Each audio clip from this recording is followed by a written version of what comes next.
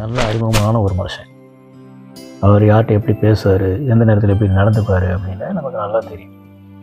அப்படி இருக்கும்போது அவரை பற்றி ஒருத்தர் வந்து நம்மகிட்ட சொல்கிறாங்க, இவர் இந்த மாதிரி பண்ணிட்டார்ப்பா, இந்த மாதிரி பேசிட்டாருப்பா அப்படி. நமக்கு அது வந்து ஆச்சரியமாக இருக்கும். அவர் அந்த மாதிரி பண்ண மாட்டார்ப்பா அப்படின்னு.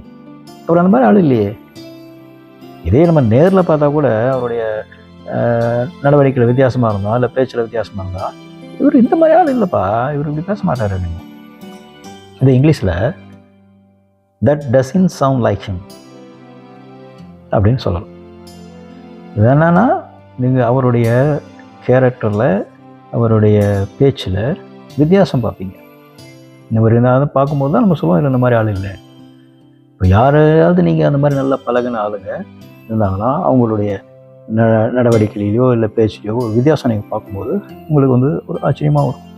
அதே நேரத்தில் கேள்விப்படும் போது நமக்கு அது ஒரு சந்தேகமாகவும் இருக்கும். அவர் அந்த மாதிரி பண்ண மாட்டாங்களே, அவர் அந்த மாதிரி பண்ண மாட்டாங்க, அவர் அந்த மாதிரி செய்ய மாட்டாங்க, எப்படி வேணால் வச்சுக்கலாம். அவர் அந்த மாதிரி ஆள் இல்லை அப்படிங்கிறது that doesn't sound like him.